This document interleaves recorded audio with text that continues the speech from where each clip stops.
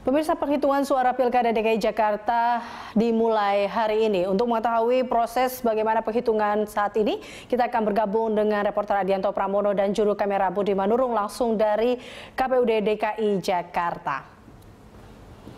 Ardi, bagaimanakah proses penghitungan suara Pilkada di KPUD DKI Jakarta saat ini?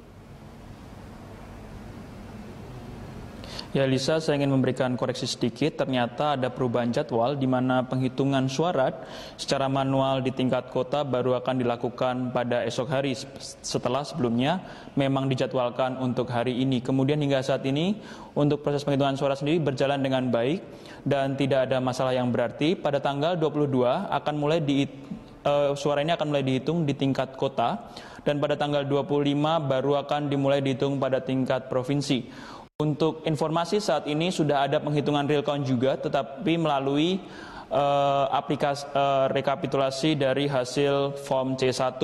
Dan hingga saat ini hasil masih menempatkan untuk pasangan calon nomor 1 mendapatkan suara 17%, atau kira-kira sekitar 17%, kemudian nomor 2 kurang lebih 42%, dan untuk nomor 3 mendapatkan suara mencapai 39%.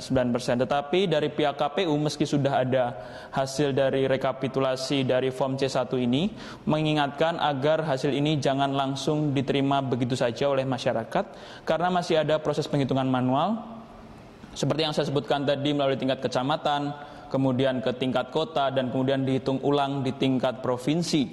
Sebab ada beberapa permasalahan juga ketika terjadi rekapitulasi form C1 ini, di mana calon nomor 3 sempat mendapatkan suara lebih dari 7.000 suara di satu TPS saja. Sementara untuk satu TPS di Jakarta tidak mungkin untuk menerima pemilih lebih dari 1.000. Dan oleh karena itulah setelah dicek ulang ternyata memang ada kesalahan input data, dan dari pihak KPUD DKI meminta sampai saat ini untuk masyarakat bersabar menunggu hasil dari real count, dan setelah itu pada tanggal 4 Maret akan ditetapkan hasil resmi daripada penghitungan suara di KPUD DKI Jakarta, dan setelah itu baru dapat diputuskan apakah nantinya akan ada putaran kedua atau tidak.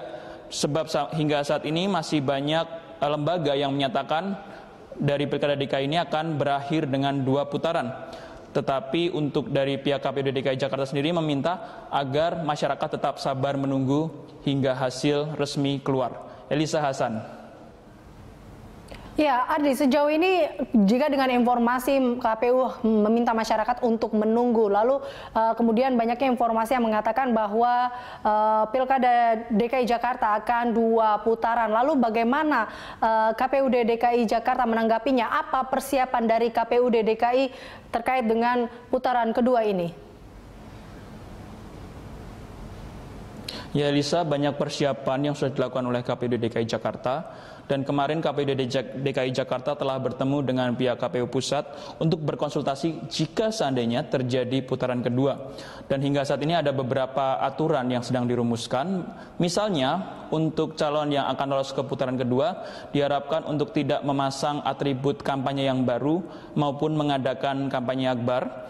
Meski demikian dari pihak KPUD DKI Jakarta tetap akan membantu dari pasangan calon untuk berkampanye lewat sosialisasi yang nantinya akan dilakukan oleh KPUD DKI Jakarta. Selain itu untuk KPUD DKI Jakarta juga mempersilahkan bagi pasangan calon yang lolos ke putaran kedua untuk memberikan iklan mereka kepada KPUD DKI Jakarta, dan kemudian akan disiarkan lewat kanal-kanal yang dimiliki oleh KPUD DKI Jakarta. Jadi diharapkan kampanye untuk putaran kedua ini memang nantinya akan tidak sebanyak untuk putaran pertama, tetapi akan dibuat tetap intens sehingga masyarakat dapat lebih mengenal calon-calon yang nantinya akan memimpin mereka.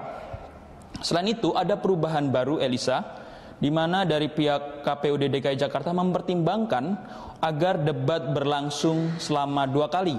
Sebelumnya direncanakan bahwa debat hanya berlangsung 1 kali untuk materi penajaman visi dan misi.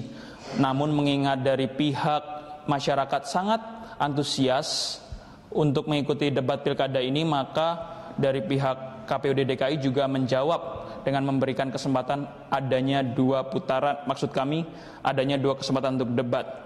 Dan untuk pemungutan suara putaran kedua sendiri paling lambat akan dilakukan pada bulan Juni seandainya tidak ada terjadi gugatan di Mahkamah Konstitusi oleh calon manapun terkait hasil putaran pertama.